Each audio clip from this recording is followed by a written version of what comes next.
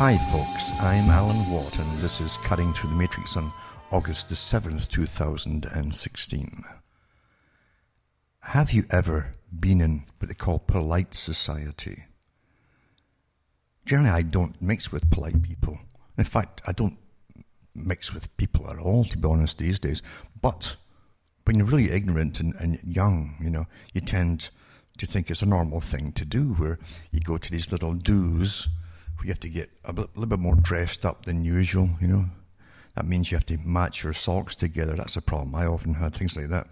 And then you have to stand around and drink wine or something like that and mingle. They call it mingling, you see. And the minglers tend to wear long evening dresses for the women, things like that. That's polite society. Polite society ties in with the idea of gentle people and gentlemen and so on. I've met some of their women and they're not so gentle after all. It's a bit of a myth. But the thing is, though, they're supposed to be talk politely. No matter what they're thinking or what they plan to do, they always talk politely, you see. Little chitter-chatter. Very pleasantly, too. And I used to keep my mouth shut at these things. I'd smile when it's appropriate to smile. And maybe even laugh once in a while when it was a polite. It's a polite laugh. It's like, that kind of laugh, you see. Doesn't sound too base, like common. Like a ha, just a That's what you call a polite laugh. And you don't laugh too hard, because then it's obscene. So there's little manners you have to learn to mix with polite society, you see. But once in a while, when you're really naive and you're kind of new at it, they'll ask you your opinion on something that they've been chatting about, you see. That's something I often avoid like the plague, because if you're not really thinking, and generally you're not at these things, your brain kind of switches off. It's just so intriguing, you see. And if they ask you a question, you just jump right into it, giving them an educated answer that terrifies them. You see the faces going into horror, absolute horror. And you wonder if you've spilt your drink down yourself or even lower down worse. And it makes you, and that's what really happens in polite society. Because you're not supposed to talk about something that might scare the children type of thing, you see. Or even scare the New Agers who will tell you that if you say that, you'll make it happen just by saying it. But apparently that's why everything in the world's the way it is. It's because we cause it, because we say it, you see. And so you be awfully careful when you're in polite society, because you're not supposed to talk about things so serious. Everything's nicey. Things will get better for that kind of class of people, you see. Always get better. And there should be no negativity at all. Even though lots of them, these people in polite society, work for the agencies and even some of the big think tanks that plan your future, Quite happily. Some of them even work in biowarfare laboratories, things like that. And they all stand there and chitter-chatter as well and giggle politely, etc., etc. And that's what they do. But they actually get paid to work out things that are very, very important for the security of your owners, basically. Because we're all truly owned, like Charles Fort said. We're farmed. And it's time for the culling, you see. There's too many farm animals now. They can't just use you like they used to use for long, ongoing, extensive wars or opening up territories so that you could mine it for them and get resources for them. Now they say there's too much of you, too many of you altogether, you see. But being polite, you see, polite society, they don't come out just to your face at these little parties and tell you that. They don't tell you that, you see. And again, too, if you get in the proper groups within the big group, you see, at polite society parties and things, you might gravitate towards an end of a room or into a separate room where some important big boy, you see, is there, and you can hobnob with them, as they say. You can hobnob a little bit with them. You can get to bathe in their presence for a little while. So you can always tell your friends, I bathe in the presence of so-and-so. And that's what you do at these things. But he's allowed to bring depressing things to the fore in these select little groups, you see. That's okay for him to do it, because he's a genius. And he's up there, you see, with helping planning the future for all the little people down below.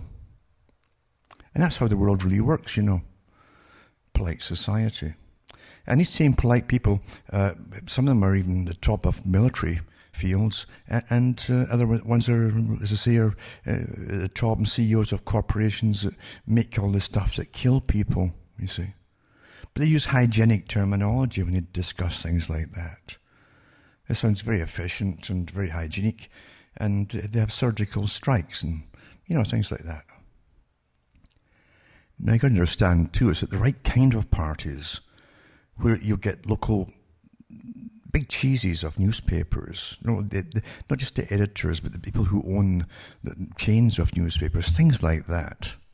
And these guys don't say much, you see, unless you're in or within the inner coterie, within the group, you see, because you might be a nobody, you see. And they do ask these questions. Who's that? Who's that, John? Is he somebody? And you see, yeah, no, he's not really a somebody. He's just a little dabbler, and media and things like that. And so they know who to say things to and who not to. People in the club. And they do have private clubs, even in Britain and London. They still have their private clubs they go to, etc. And they all, and another thing too is, that there are more deals, big deals made for contracts on the golf course than anywhere else. That's where it's all made, including future wars, and of course the money, the kickbacks they get too, from governments to corporations that make the weapons and so on, and to the guys in the military who's going to order the weaponry or really push it on the politicians to buy it for them.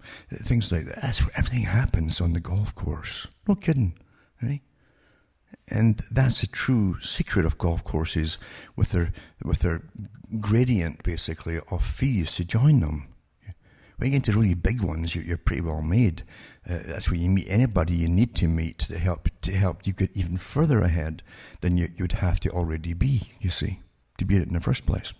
So the world works completely differently from the way people are trained to believe, you see, especially the folk down below, the masses of people, who are always taught that everything in the world is their fault. It's your fault that the wars going on because of overpopulation, If you let your owners who own your universities, as well as your politicians and your media, all sides of media, all kinds of media, they own them all, folks, if you haven't figured out.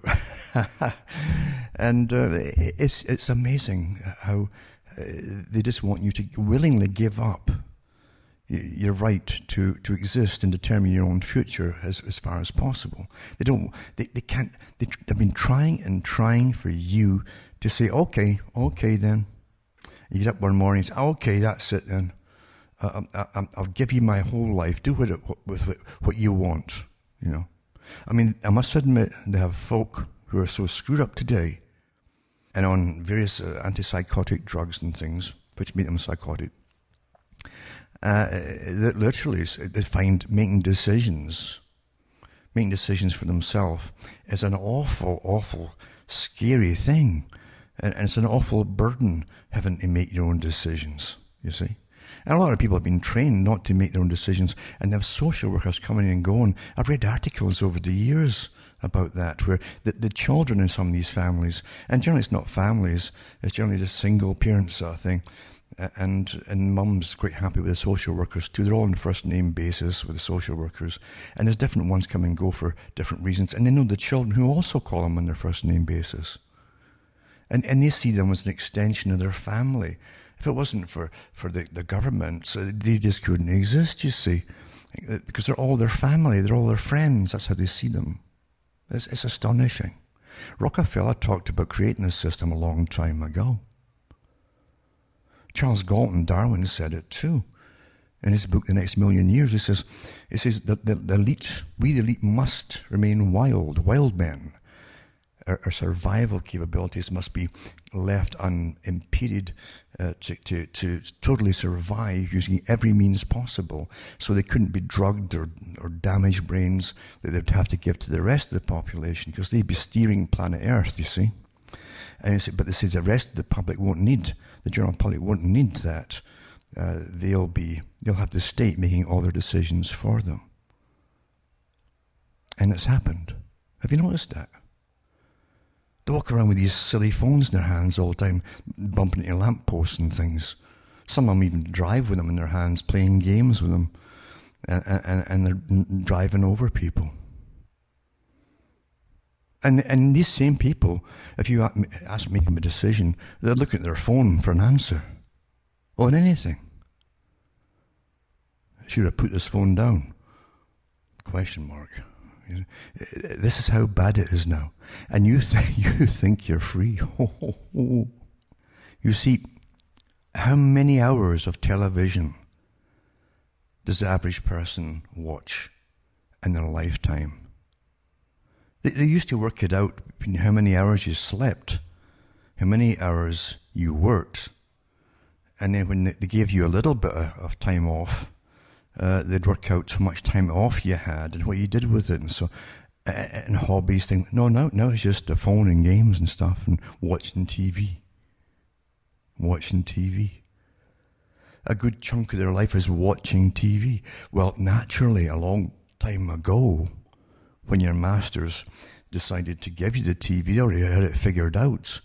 They were going to program you through it, and it's been the greatest efficient weapon ever devised. I think even Spielberg talked about it too, including with movies too, same thing. It really is. It isn't daring, you're getting brainwashed all the time. All those countless documentaries for years and years and years. And when I was small, you see, I used to wonder, as I studied my parents who watched the TV, and their mouths would drop open at times, in astonishment. Or at times their eyes would go wide. Or at times they're almost crying at a certain thing on a drama. And I said, this thing is the greatest tool out. They can tweak their emotions up and down or whatever, you see. And the documentaries were the same. And the children soak up the documentaries on little furry animals. And all that was in the preparation to make you guilty and feel bad about just existing. And taking food away and land away from the little animals and things. They can make you believe anything on television. And the folk do. They really do. They've no idea they're being played with by geniuses, the guys really way up yonder who've studied you incredibly intensely for an awful long time. Awful long time. You see, all you've been trained for your whole life is to give up everything. Give up your right to exist even. Give up your right to procreate and have children. Things like that. Give up. Just give everything up, you see. Voluntarily. You see, if the big boys make everything mandatory and sterilize you, oh my God, you'll hear them comparing this to things that happened in the past, things like that. Oh, tyrants and so on. All that kind of stuff. Understand? So you only remember that that's really what it's all about, was giving it up voluntarily.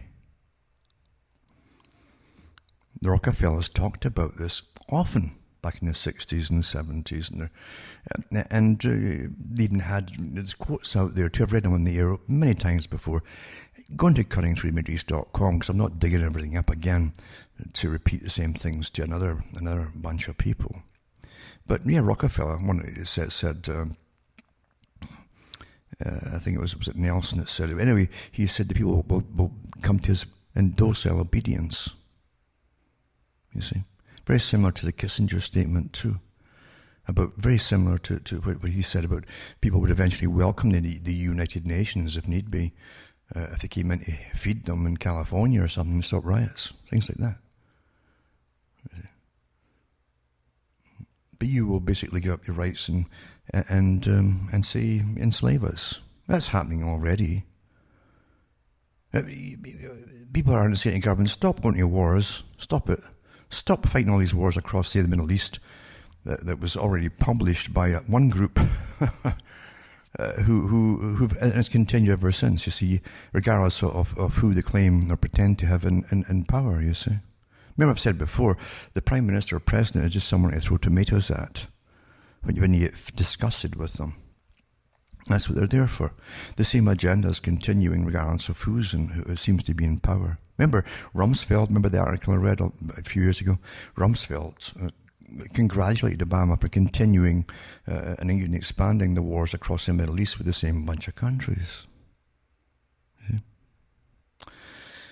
So, as I say, your real masters don't bother. They don't get down and dirty with anything. This is all drama for the public.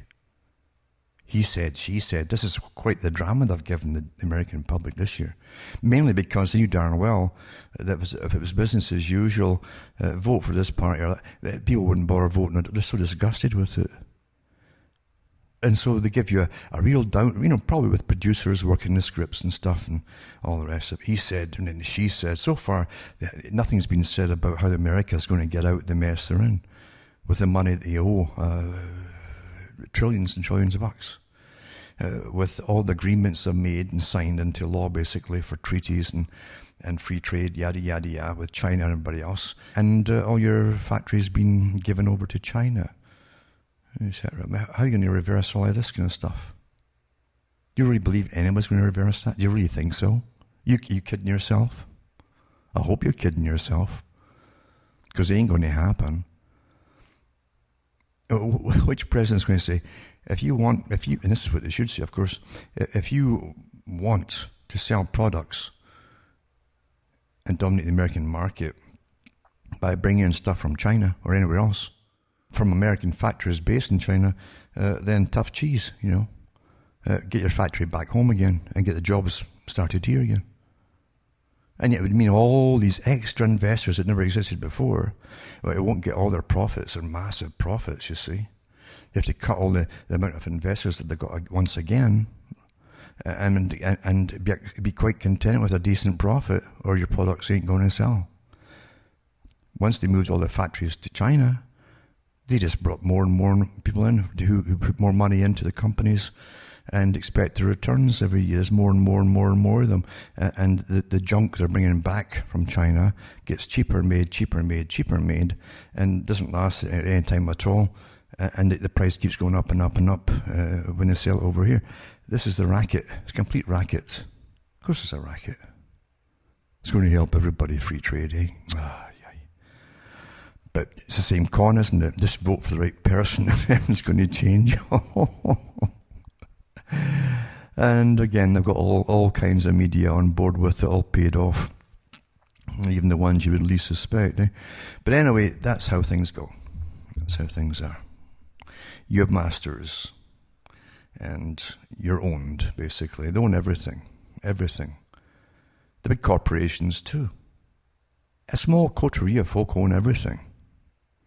You try and find out who's got the main controlling interests in different corporations. It's quite astonishing. But getting back, you see, to how you're trained from the time you're born, or you understand your first words.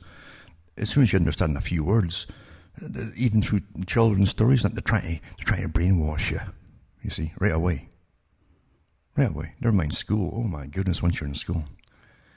Have you noticed these documentaries that have in school always had? And there's a famous woman in Canada who narrates a lot of these documentaries because she's got that voice, it's very husky and lowish and so very hypnotic, yeah.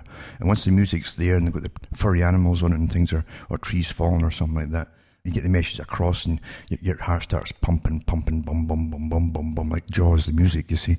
And that's how it works on you. You're getting trained. Everything you look at and watch is training you.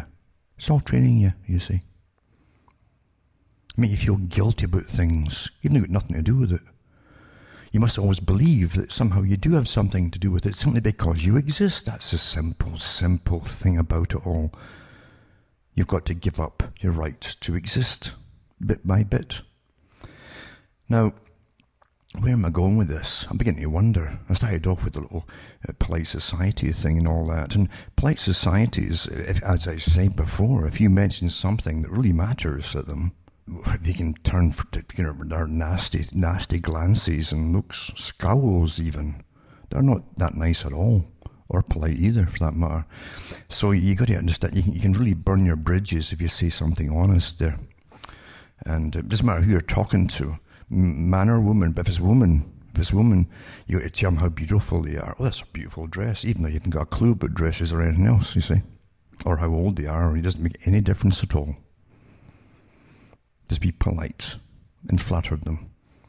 And that's how you're supposed to be a genteel man. Or Gentile man, depends, you see, what society you belong to. And that's how it all works. And these folk all go through what's been approved for keeping secrets. And the whole idea of Masonry, of course, is it's a sorting mechanism, like sifting, you see. And the ones that they want to go higher are sifted out at the lower orders, and the other ones go up higher and higher, you see. And they're tested out too. Things like that, all the time. But the whole point of it is, can they keep a secret? If they can keep secrets and keep their mouth shut, in other words, and don't get drunk and blab everything out, things like that. Just keep the secrets and don't lose your presence where you are, and like that, and start blabbing. Then you can be trustworthy. They used to call him a trustee. He's a good trusty person, trustee, you see. And that's how they picked people, and still do. And that really is the whole point of their societies and clubs and so on, is to make sure that they're vetted to keep their mouths shut, you see. Now, why? They had to keep their mouths shut because they're involved with a lot of stuff that would terrify the public if they knew about it. They might not even like them very much, such as population control or poisoning your food. And then telling you it's your fault if they poison the food and kill you because they got to feed the world. That was a big lie Monsanto spent in the late 90s, early 2000. Monsanto spent $250 million in the US on propaganda then to convince the public this was good for them. And the reason they had to do this was and take over the world's food supply was to feed the world, you see. That was a big lie, you see. That was a big lie. And I'm not going to go through all of that. But it's amazing how, when you talk to people today, that's the only stuff they heard, this repetitive propaganda. And they'll parrot it to you without even thinking. They think themselves that by then they've thought it out for themselves, and they haven't. It's straight propaganda. You don't know whether we're fed weren't even facts. And that's how lies work, you see, and propaganda. When you see things which definitely are not facts, then you got to look at the whole article, whatever it happens to be. It doesn't matter where it comes out of, some big, massive meeting or whatever with some fancy, polite name, or even impolite name, then you know darn well it's suspect, completely suspect. Don't forget that. And again, there's so many tricks involved to do with percentages. That's one of the biggest areas for conning everybody, you see. They even have courses, to teach people how to use percentages in a very lying fashion by misrepresentation. And it's quite simple to lie all the time with percentages. I think it was FDR, maybe even before him, I don't know. Someone said there are lies, then damn lies, and then there are statistics. And that's what they use for the statistics, is percentages. Do you know that 75% of the people who use this so-and-so lived a lot longer, blah, blah, blah. Well, wait a minute here. If you got 4 people in a study, 4 people, and 3/4 of them, 3 of them,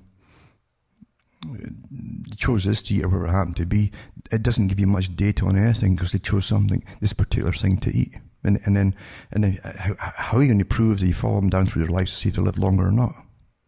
But when you say 75%, in your head it seems an awful lot more than 3 people. It's all tricks. Everyone's tricks, you see.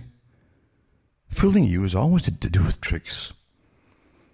Or they give you so many folk, millions lived back in the Middle Ages or something, blah, blah, blah. How do they know? How do they know? Do you know, most, and they're talking about the global too, across the world, a lot of places hadn't even been mapped. Never mind sending census people, and the census folk would have been come back with their head in a basket, What rubbish. But they say it blatantly, as though it's fact. You'll never see, we estimate there could have been or there might have. No, they tell you it's like it's fact. It's astonishing. What did I say before? If you get lies like this, the whole darn thing is a big marketing study to make you believe something, to give something up. You see. So that's all they give you as statistics. Now, the Agenda 21, which is also the Millennium Project, use this all the time. They still use it all the time. And going back to the days of Thomas Malthus, again, that thought we'd all be standing in each other's heads by now, we're so overpopulated. And he wanted the right from government to literally reduce population at will by slaughtering its own people, starving them to death, or poison them, or whatever was effective, you see. That hasn't gone away. It's still in vogue today. I've done a lot of shows in the past about it all. It's repetitive to me, but it's boring to me as well, because I've given so many of these talks in the past to prove and show you that. And people again will always, that was in the past, have changed. We've evolved since, 50 years ago, or 40 or 30 or 20 or even 10. We've evolved since then. We're not the same people we were 10 years ago. It's astonishing people just jump into, these are the eternal optimists. Let's look at the bright side of things. We've evolved in the last 5 years, 2 years, 1 year. By the way, these are the same folk that vote, you see. Because they really do believe it's going to change something for the better, for themselves. Now, here's me prattling away. Just prattling away I am. Halfway through. And we have to get on with it, basically, because time is getting short, isn't it? And there's so much nonsense out there. So much nonsense today. Perfect nonsense, because every side's been catered to and owned by the same one group, you see. Every side of everything. I've said this for years, and I've said that don't think that the all-seeing eye would miss any particular venue of information. Of course it doesn't. Because everything is in management. And for every group out there, or potential group that might get together or might have things in common that will make them cohesive, they've got a ready-made group for you to join already. So that's how easy it all is, isn't it? Listen to the rubbish on mainstream television from the US, and even the so-called alternate media from the US. It's all the same. Is that a coincidence, you think? Remember, too, I've mentioned so many times that it's fewer folk bother to vote at all. They're so disgusted. They throw up their hands and say, forget this nonsense. It's a Punch and Judy show. Literally, it is in the States right now, Punch and Judy. He said, she said, she said, he said. It's just a complete Hollywood-created drama, a big soap, you see. A big soap. Because, believe you me, as Quigley said, the leaders of every party that they present to you are all members of the same one club, pre-picked, told that they must obey their masters. It's not the general population. You're not the masters. And they do. But it's a legality. This whole voting idea is a legality to vote. Complete authority over yourself and everyone you know by someone else. That's what it is. Complete authority. And you vote that in over and over again. It's quite interesting, really, if you really look into the future, if they ever have children way down the road there, they'll be teaching the children that this was a wave 3 or wave 4, or whatever they want to put it into, and say this is the time when people actually voted their slave masters in. Because that's what it is. Once they're voted in, they do whatever they want. And they have total power to do whatever they want over you, whether you like it or not. I'm not going to this silly argument, they're not supposed to have that kind of power. I don't care what's supposed to be there. What is. No one in politics talks about tearing up all these treaties for depopulation, by all the different means of depopulation too, which they've talked about in so many of their projects over many years. Many years. So, again, the politicians really are put there to catch the tomatoes that are thrown at them And that saves you having incredible riots or even revolutions every 5 years or so. That's really what they're designed to do. And from that perspective, I suppose it's much more efficient. Because unfortunately, even with revolutions, you tend to end up in the same position you were before the revolutions, with just another bunch of tyrants, basically. That's how things really work, isn't it?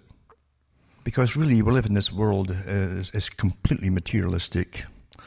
It's based on personal survival, which means family survival, then local survival or tribal survival, then national survival. And even today, there are many different groups and races all competing to be the dominant bunch. And some of them are awfully vocal about them. Some are very, very clever about it too. So you have to really look at what's going on to see how things work. And it's up to you to do so.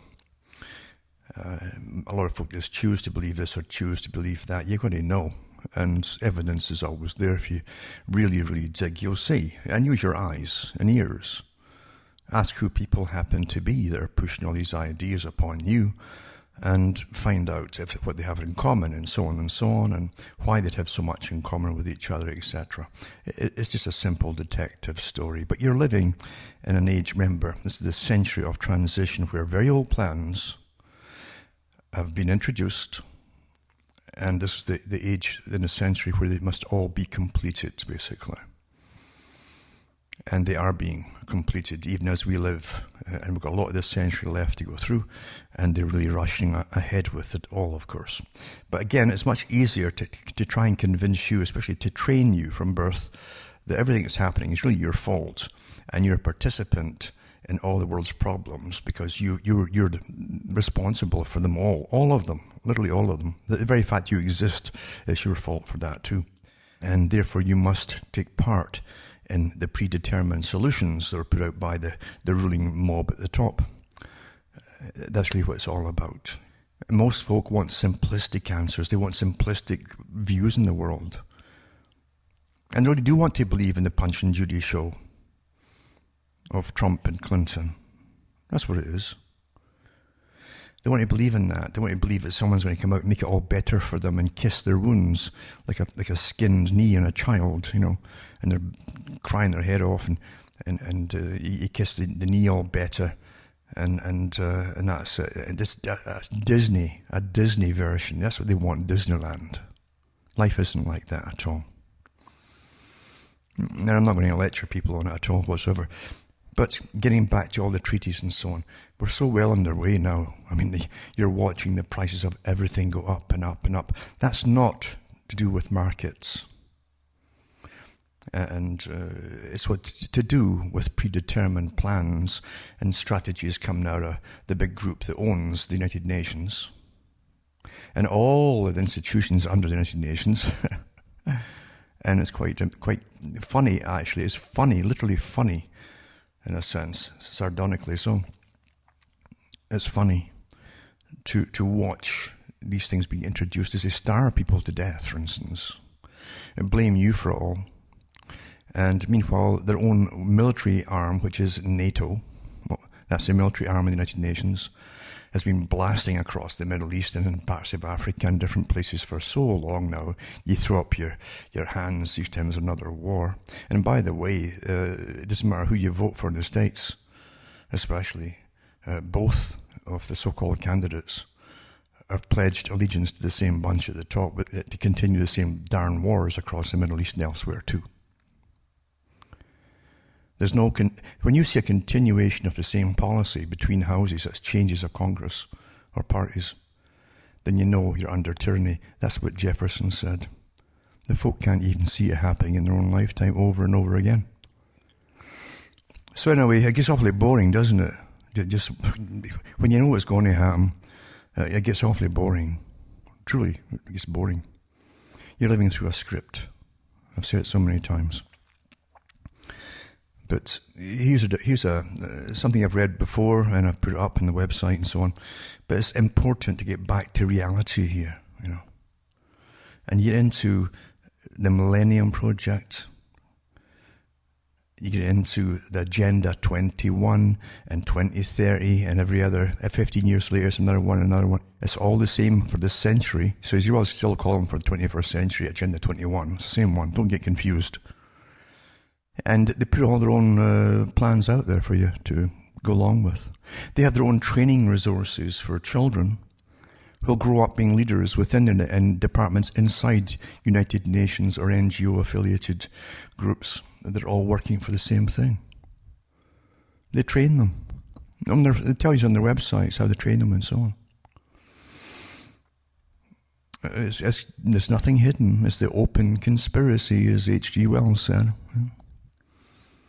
Now, when they can make people so apathetic and punch-drunk with BS, bothersome stuff that they get on the media, all the medias, by the way, it's just incredible. It's like the worldwide wrestling thing when they're all shouting at each other.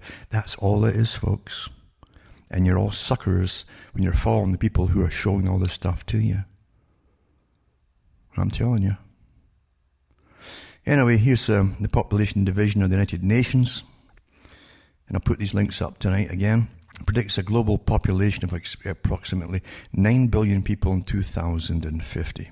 Again, lies, damn lies, and then there are statistics, you see. This always go through the same format. That's over 2 billion more people that are alive today. This mantra, 9 billion in 2050, so ingrained in our media's psyche that the forecast is no longer questioned. Using these numbers, 9 billion people in 2050, you see how many times I've said that in one line here? This is all technique, you see. The world's two main energy agencies, International Energy Agency and the Energy Information Administration. Now, it's awfully important to remember what these things and look them up. Because this is where all this is your big CEO boys, they have to go and take their orders here too, folks. It says, then extrapolate past and current trends in energy consumption, forecast how much energy we will need in the future, so population growth determines our energy consumption forecast. Now, I've read articles before, and they're all in cuttingthroughmatrix.com in the archive section, where you can go through years at other presentations on this stuff, where they tell you that if they can cut energy, that's all energy, and price it out of existence for so many folk, that's your electricity, your gas, your heating, all these things, then disease will set in, illness sets in, folks start dying off, down comes the population. Quite matter-of-factly, they put it all out there for you. So when you see them talking about energy, you better understand what they're really talking about. And see what determines population growth. What's been the cause of the unprecedented growth in world population in recent history? Many socio-economic reasons are given as explanations. Medical advances, improvements in public health, sanitation and hygiene. Now, these things were all discussed at the beginning of the 20th century. Again, H.G. Wells talked about it. His cohorts talked about it because they all belonged to the same group. He was a propagandist, H.G. Wells, for this big international group that wanted to use world wars to create them and bring them in and get the whole nations to their knees, to give up sovereignty and allow the experts to rule them and run their lives for them.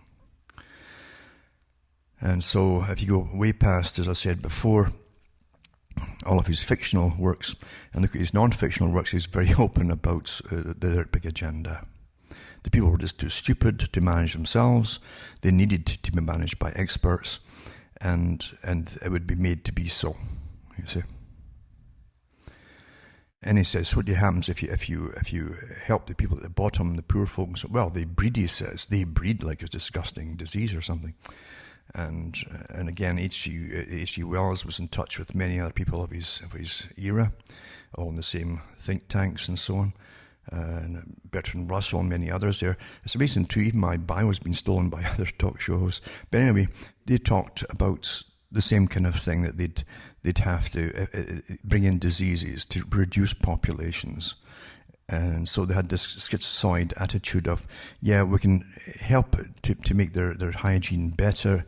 We can help them and immunize them against disease, but then their population will increase, etc., etc. This is the time of open eugenics.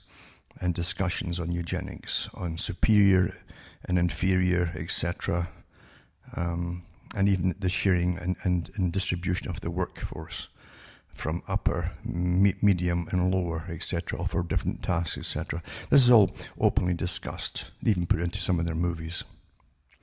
So, as I say, you're living through a big agenda right now. You think all the ideas that you start to prattle on about are your own. They're not. They're given to you. And that's what's with most folks' ideas. It's all given to them. Because they haven't studied themselves into anything in any depth whatsoever. You see. So cut the energy that is needed, and of course you'll end up with disasters which are desirable on those at the top. Why would the UN, for instance, want to make you healthier and at the same time bring down your population? You see. Would you take an injection from someone who said, I want to inoculate against this terrible disease here, but I also want to bring down the population? Would you then go ahead and offer your arm to this person? Would you? Well, you're doing it. And it says, so they're criticizing health, sanitation, hygiene, and so on, increased food availability, and so on. And they talk about the development of trade and transportation, and surprisingly high-quality energy sources are rarely mentioned or quickly discounted. Yet an argument can be made that each of the above factors contributing to population growth is aided and influenced by high-quality energy supplies. Cheap and abundant fossil fuels have been a necessary precondition for the past century's population growth. So unfortunately, they're claiming that, in other words, unfortunately, that's helped them to increase their population. And while not all countries benefit directly from the consumption of high quality energy supplies, most countries benefit from the impact of high energy societies on low energy societies. So the ones who are benefiting are living off the low energy societies, they're claiming here. Now, there's nobody at the United Nations, under all the prattle, and social preening. I prefer that term, preening, because they always preen in public how wonderfully altruistic they are, you see. They're anything but. They're psychopaths and bureaucrats.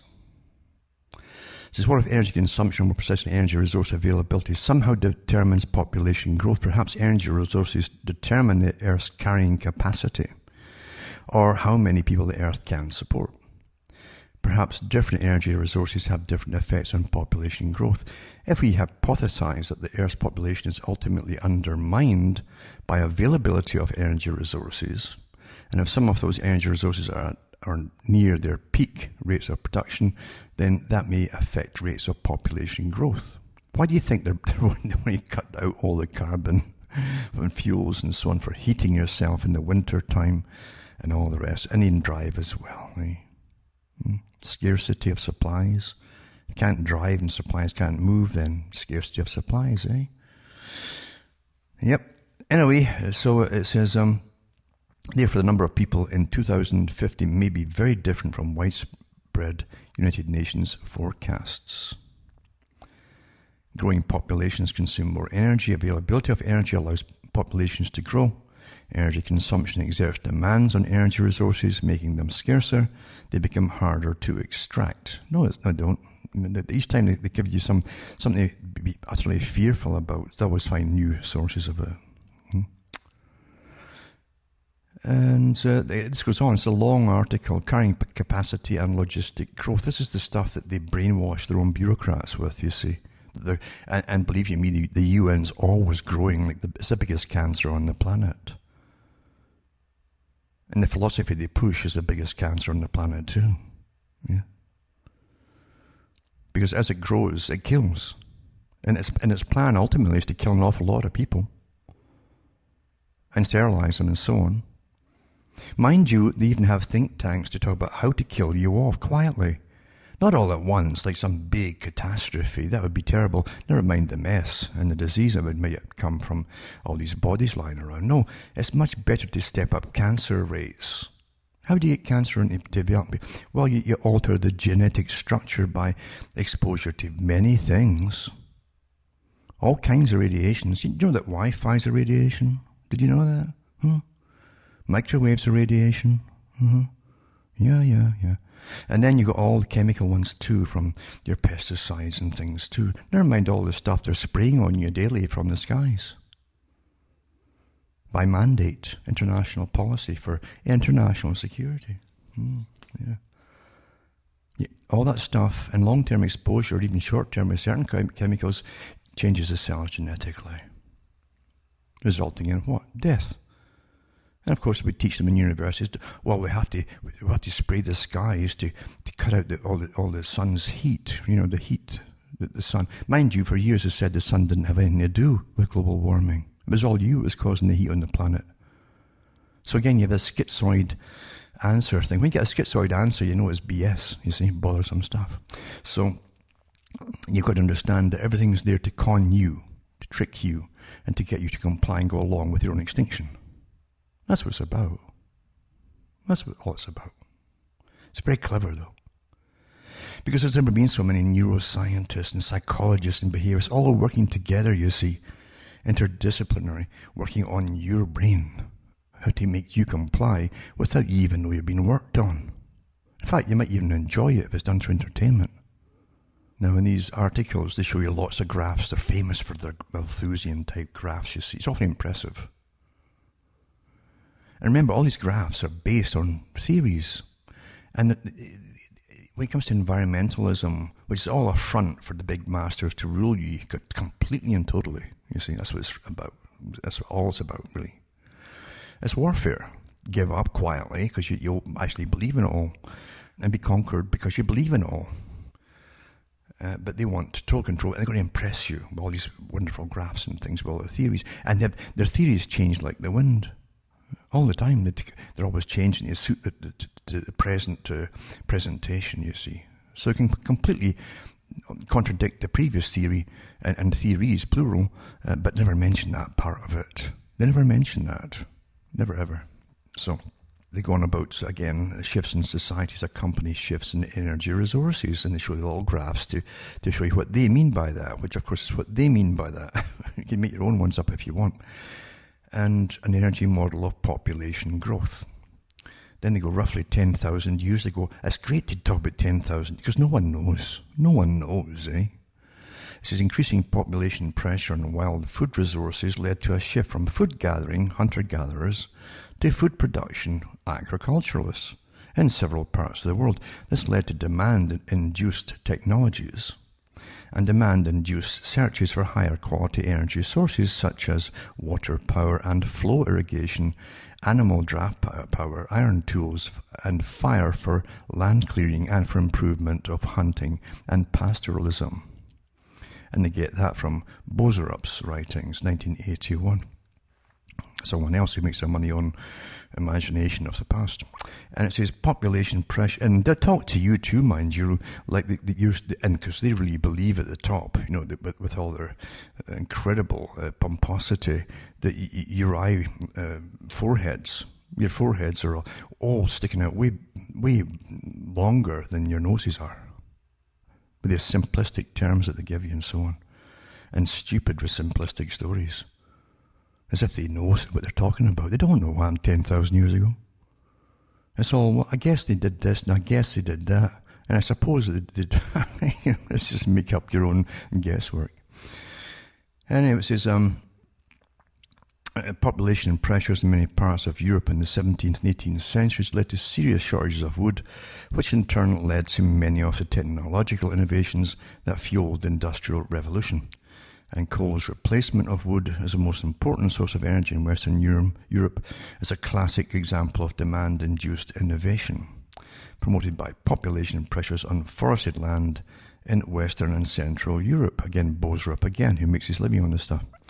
So again, they don't mention the fact that many folk, even when there was no trees, in countries with no trees, are all cleared out by ice ages. The ice literally cleared the soil and everything else for a long time. And the only thing that grew back was very weed-ridden lands in many parts, even in Scotland, and the folk burned peat, the dried grass and so on at the top. They burned peat, and that kept them warm. So they didn't have coal, didn't have wood. Yep. And so they forget these things too, you see. You just happen to forget them. Then from the end of World War II, coal's premier importance as an energy source declined sharply and was replaced by crude oil, mainly because, mind you, that the big oil boys were monopolies, and they were also gangsters. For those who didn't know the history of the big oil barons, they blew up competitors' oil fields, they killed them too, and they became very respectable with the second generation. They always do, these gangsters. But they're monopoly men, and the world is run by these monopolies, you see. As far offshore drilling of oil began in 1947 off the coast of Louisiana, and a year later the world's largest oil field at Al Ghawar in Saudi Arabia was drilled. Large new discoveries of oil and gas in Africa and Asia combined with the development of oil supertankers and so on and so on and so on. They literally talk to you like your children, no? Again, cavemen children with a big your browser. Actually, you don't need sunglasses because your brows keep your eyes in the shade, you see. These increases in consumption of crude oil have been coincided with the highest populations and growth in history. One of the best things for that was literally people freeing themselves from slavery. Because even the early agriculture across the Middle East and elsewhere, the agriculturalists were often had owned slaves to do it all for them. And people too eventually got better hygiene, good hygiene to do with especially waste products, human waste and animal waste and all the rest of it, away from habitat areas where they're living, where people are living, made a massive difference indeed. This is after the depressed population growth during World War II. The growth rose quickly to a peak of 2.2% in 1964, the highest rate the world's ever known. And it says, if there's a relationship between energy consumption and population growth, the different types of energy consumed may have different effects. And that's where they've got you back down to biofuels. This ethanol in your gasoline, which burns your engine out in no time, and rush your tanks, it reattracts the moisture like crazy. Things like that. But don't worry, you're not allowed to have any petroleum products very shortly under the Agenda 21, 2030. Call it what you want at the moment. It's all 21 to me. The rose by a rose is still a rosy. And it says, and especially the related problems associated with the very modest energy supply maxima must curb growth with increasing severity as expansion takes place. And that's from Wrigley, who stopped making chewing gum, and from his writings in 1992. The emergence of coal as an energy source eliminated the carrying capacity limits to population growth that any traditional and biomass energy-based culture would eventually face. So they're going on bashing down all your sources of energy because you can't have them. They don't want you to have them, you see. You want to ration them initially. Until they'll convince you there's shortages. These monopoly men literally have taken over countries under the guise of taking care of it. Most of your countries right now in the States and Canada are going into massive so-called parks, national parks. You're not allowed on them, but the national parks, you see. This is the racket they're into, is to take more and more land for them. They're monopoly men. And whatever they do, they convince you it must be so for your own good. Isn't that beautiful? Isn't that better than the Vikings coming in and waving their big spears and stuff and hammering you with axes, eh? Because the folk tend to fight back then. But when the folk don't know what's been done, it's all psychology, and you think it's all your fault. Well, I guess they're right. I should get myself sterilized right away here, you know? It's my fault. How wonderful. So that the elite who convince you of this can expand their population. Isn't that wonderful? What's a war, all right? Anyway, they're going about introduction of a new energy source or new energy sources raises population's carrying capacity. Oh, it's so bad that. And biomass-based populations can grow at a slow rate if we're all worked out, they claim, which is all theory. And they present different guys who work for them and churn books out, like Jenkins, who talks about percentage of total calculated consumption contributed by each energy source. Imagine all these guys just twiddling their thumbs, and just making all this stuff up and getting paid massive salaries for it, Statistics. Forget these rubbish statistics. It's all chronology. And as I say, there's whole areas of marketing. They teach you how to con folk by using statistics and how to manipulate statistics and so on. And so anyway, this whole thing is about energy resources that have enabled you and people you know and your families and so on to survive. And it's got to be all stopped, you see. And from the United Nations, I've read it before too, I think that it says the UN Insider, the 2030 Agenda, a fresh start towards global sustainability, you see. And it's a reflection group report on the development 2016.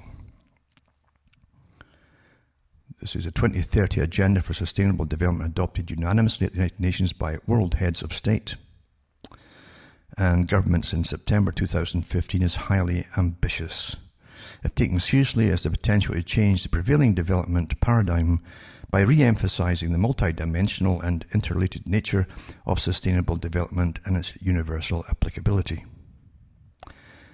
The 2030 Agenda offers the opportunity to correct the errors and omissions of the MDG approach, an approach that has reduced the development discourse to a focus on the symptoms of extreme poverty and the provision of basic social services in poor countries, what it means sterilization services.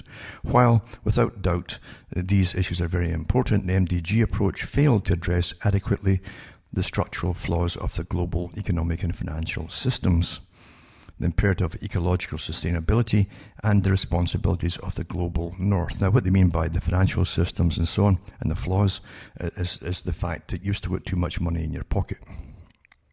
That's what they mean. The 2030 Agenda offers the opportunity to respond in an integrated manner to urgent global problems such as accelerating global warming and growing inequalities. The Sustainable Development Goals contained in the 2030 Agenda incorporate a commitment to reduce inequalities within and among countries. So they're back to this nonsense because this is really, before they used to use communism, you see, to get a different agenda through. But they always use the fact that they're concerned about things not being fair. And they say, no, this rubbish. They don't believe this at all at the top. It's all excuses, folks, to plunder everything from everybody else. So within and among countries, a clear demand for sustainable consumption and production patterns and the aspiration for peace, fair governance and justice. Disneyland again. The 2030 Agenda is universal, not just because the SDGs are global in scope, but also because all countries have to do something to achieve them. You see? And then they say obstacles and contradictions remain. Laura, I just realised the time is flying here. I guess I'll do a part 2 next week. Because it's important to understand the flow of how I start things and how I get through things and so on. And for you to retain, because you have to retain things. If you want to really know what's going on, as I say. I'm saying don't believe me in anything. I don't give you opinions on you. I just tell here's the stuff they're dishing out. Read it for yourselves. Tell me what you think. Because that's what you have to do regardless. That's what you have to do. Or you can listen to the worldwide wrestling thing on Hillary and Trump. You see? Listen to that. He said, she said. Wag the Dog, the movie. Anyway, so that's what I'll do. Next week I'll do that, and I hope you're all doing well, etc. I'm still hanging in just about here. It'll be a long way to go, no doubt about it, and who knows what's going to happen. But we have to do what we have to do. Simple as that, folks. Hamish is still here, and he's just hanging in too. And so from Hamish, myself, from Ontario, Canada, it's good night to me. Your God, your gods go with you.